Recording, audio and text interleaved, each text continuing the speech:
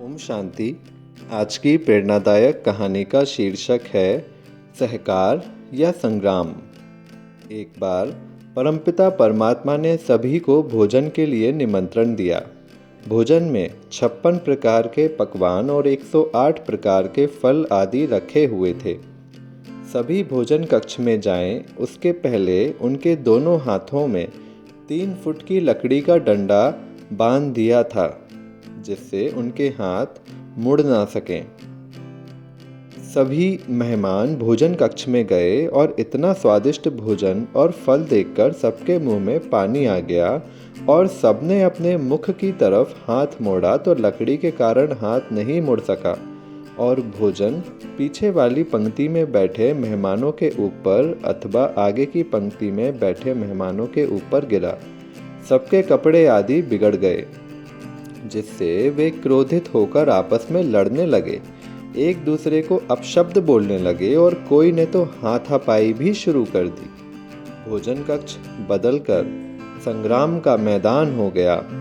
सभी जगह भोजन बिखर गया और सभी मेहमान भूखे ही रह गए। ये सब सतो सामान्य संस्कारों वाली आत्माएं अर्थात संग्राम करने की प्रवृत्ति वाली आत्माएं थीं। फिर परमात्मा ने अपने दूतों को भेजकर भोजन कक्ष खाली करवाया। दूसरे दिन दूसरे समुदाय को बुलाकर उसी तरह हाथ बांधकर भोजन कक्ष में भेजा गया। सुंदर स्वादिष्ट भोजन को देखकर उनको भी खाने की इच्छा होने लगी, परंतु खाएं कैसे, इस पर सोच चलने लगा। ये सभी सतो प्रधान संस्कारों वाले व्यक्ति थे, इसलिए उन्होंने धैर्य से विचार किया। उनका हाथ अपने मुंह की तरफ तो मुड़ नहीं सकता था, परंतु दूसरे के मुख की तरफ तो बिना मोड़े ही जा सकता था। इसलिए उन्होंने प्रेम और स्नेह से, सहयोग भावना से अपने हाथ में चम्मच लेकर एक दो को खिलाना आरंभ किया और सभी ने अपने को तृप्त किया। उनकी सहयोग भावना से ना तो भोजन खराब हुआ और ना ही भोजन कक्ष खराब हुआ और सभी की तृप्ति भी हो गई।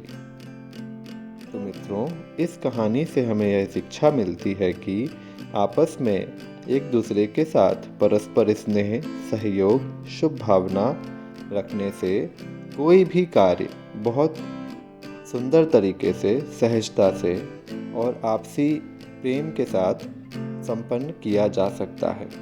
केवल हमको धैर्यवत होकर विचार करने की आवश्यकता होती है। शुक्रिया। ओम शांति। ईश्वरीय खजाना टीम द्वारा संचालित राजयोग मेडिटेशन कोर्स ज्वाइन करने के लिए 9485997452 इस दिए गए व्हाट्सएप नंबर पर ओम शांति लिखकर भेजें। धन्यवाद। ओम शांति।